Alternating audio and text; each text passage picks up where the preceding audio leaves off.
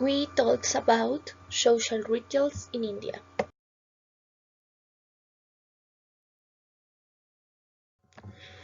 Traditional Indian society is defined by a relatively strict social hierarchy. The caste system of India describes the stratification and social constraints in the Indian subcontinent, as well as defining social classes by thousands of hereditary inbred groups, often referred to as justice or caste. Custom.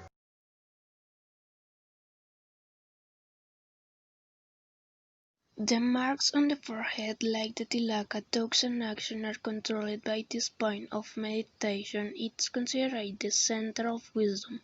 All the rites and ceremonies of the Hindus begin with a tilaka topped with some grains of rice placed at this point with the index finger or thumb.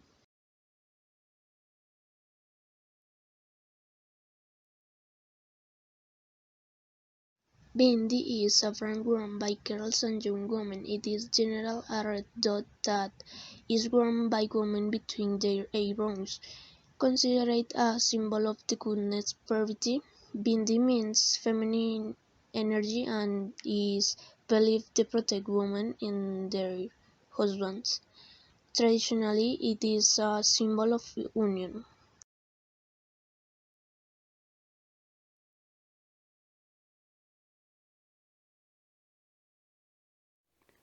Sanctification of the home. For the Indian mind, all important occasions in life should be shared with the gods, and there are suitable times for oblation and sacrifice.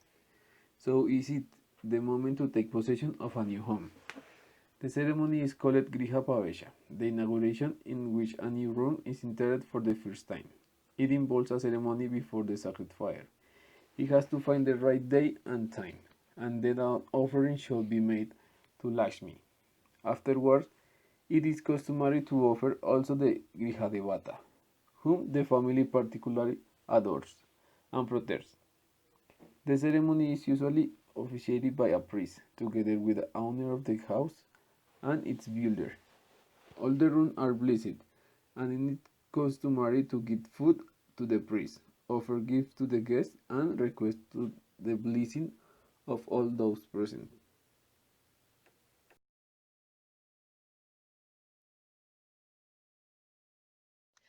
About alms, the notion underlying the practice of charity is that material wealth will be of no use after death. For this reason, even the poorest tend to practice charity and donations. The most appreciated are cattle, land, work utensils, containers, books, and food. The Hindu believes in the virtues of charity. Helping others is good, so doing it will earn you religious merit. Charity is of little use according to the law of karma. Each person has what he deserves and cannot escape the consequences of his actions. If a man is poor, it's because of his merits. It is customary to give alms to the poor and give donations that are used in temple service and to feed the needy. Large amounts of money are earmarked for the construction of temples or to help pilgrims. Traditions.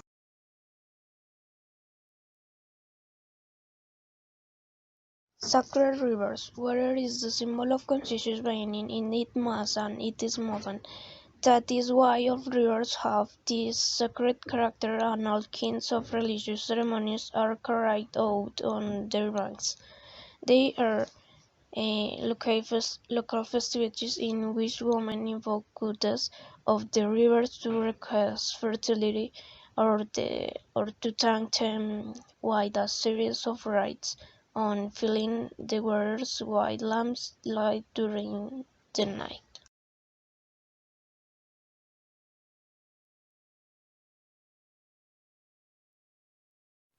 The sun salutation. One of the oldest traditions in India is the Surya Namaskara, a practice that was intended to revert to the primary energy of the universe and stimulate the body and spirit for the beginning of daily activity. It must be done before dawn to take advantage of the energy in the rising sun and stimulate the blood. It is done with seven asana or postures, which are changed in rapid succession and are designed to that all the muscles of the body intervene in the process. Along with this physical practice, there is also the result of a special mantra or magic formula. It is the so-called Gayatri Mantra, the most sacred verse of the Rig Veda. Every brand has to repeat at dawn and dusk. It is dedicated to Savitra, the sun. It identifies with the three worlds, the three Veda and the three vital earths. It gets its name from one of the epithets of Sarasvati, goddess of wisdom. Its transliteration is as follows. We meditate in the excellent light of the divine sun, supreme spirit of the air, the atmosphere and the sky. May he enlighten our minds.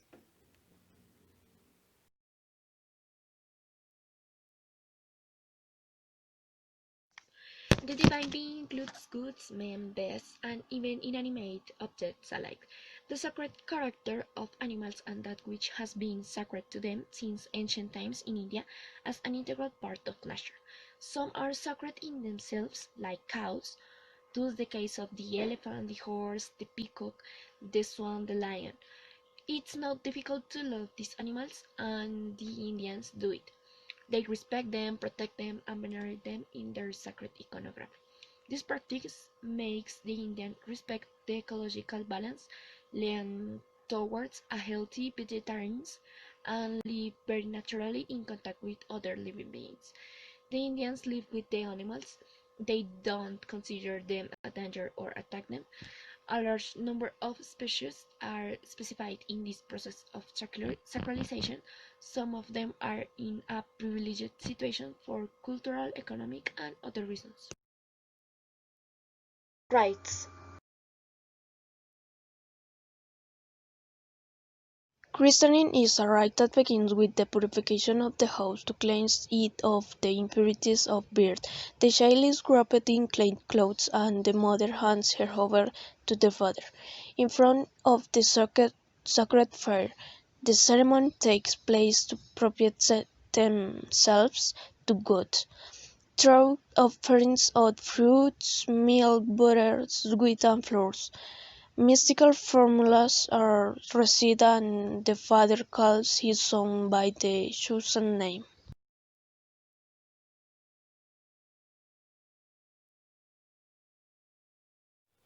The initiation rites. The initiation ceremony or Upanayana is an educational rite of passage wherever the first value that is intended in a citizen is cultural. This ceremony allows the study of the literary and philosophical texts of Hindus. The Upanayana is the most important of the sacraments. It is considered the beginning of the spiritual life and second birth, and those who carry it out are called Vijja. After religious offerings, the meaning of the rite is the acceptance of the student by a teacher or guru, who will take charge of their instruction. This rite is called Shuri. The age of the future initiated varies according to the caste and religion. The god Ganesha and Sarasvati, goddess of wisdom, are worshipped.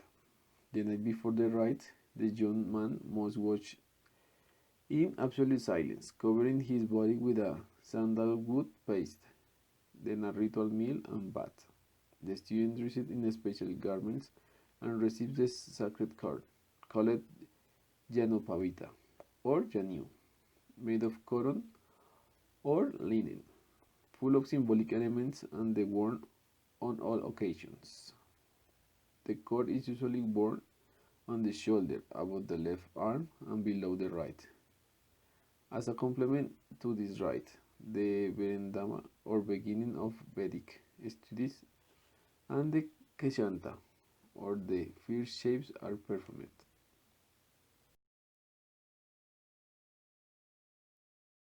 Takes place between the child's first and third year, but can be performed in conjunction with baptisms.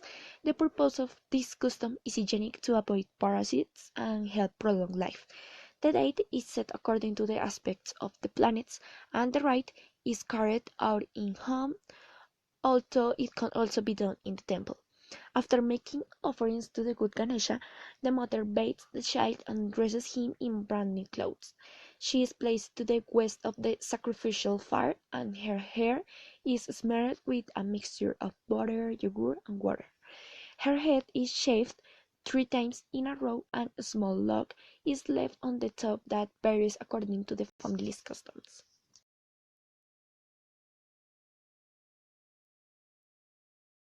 The weddings, although many times they are not the happiest, they are one of the most beautiful, full of luxury and rituals.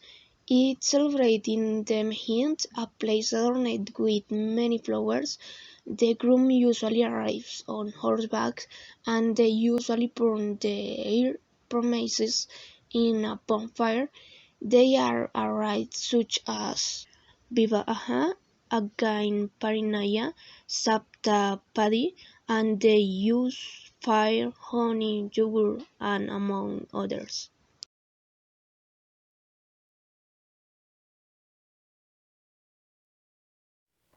The cremation. The funeral rite among the Hindus consists of the cremation of the corpse, a custom common to most of the peoples of Aryan origin. The belief is that the fire that consumes the body makes it a higher form of existence. Exceptions are made for very young children and ascetics, who are considered saints. Funeral lasts 10 days. Our cremation takes place, and officiating priest and the head of the family, or eldest son of the deceased. The corpse washed, smeared with sandal paste, and covered with the shroud full of flowers, is carried off the shoulders to the cremation site and deposited on a pile of fragrant woods. In most social groups, only the men accompany the corpse. The eldest son, dressed with a white clothes and with his head shaved and a sign of mourning, is the one who lights the bonfire. Saint, it is considered that by performing this ceremony he will achieve great religious merit, in addition to fulfilling an inescapable duty. According to this practice, one of the greatest misfortunes is not having children who can perform these funeral rites. Once the fire is lit, everyone watches the cremation until everything is reduced to ash. This and the bone fragments that may have remained are then collected. All being discarded in the waters of the river. The cremation places are usually found on outskirts of the towns and near to the rivers, where ash are usually discarded. The color for mourning in India is white and is observed for different periods of time. On special dates, offerings are made for the soul of the deceased, after which the family is freed for the impurity that had been dead at home. These purification crematoriums are called Shraddha, which means faith. They are of reverence and homage of the soul of the deceased carried out by their relatives, who offer water and rice bowls to the paternal and maternal grandparents, great grandparents, and great great grandparents, so that they protect the soul of the deceased.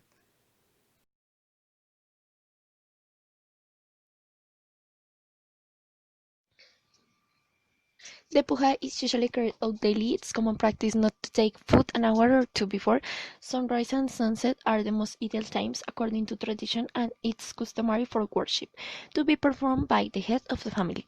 The room where the idol is located in the home is not used for other purposes than worship, meditation, and study. Attendance at temples is usually very large. There are many rules about how offerings are made. The temple ceremony includes bearing the image of the deity with oils, yogurt, or milk, after which she is decked out in new clothing and jewelry. Rice and milk are placed before them, and at certain times the devotees are shown. It's the so-called hour of darshana vision, when the last phase of the rite takes place. Attendance at the temple is open in terms of hours and duration.